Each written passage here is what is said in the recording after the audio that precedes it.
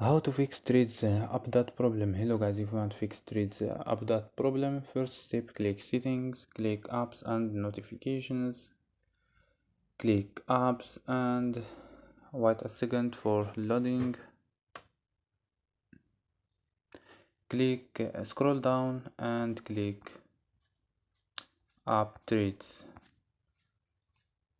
After these steps, go to force stop, click OK and go to storage, click clear data, OK and go to clear cache. After these steps, go to data and turn off Wi-Fi and turn off mobile and turn on mobile data and turn on mobile Wi-Fi. So don't forget like and subscribe. Bye.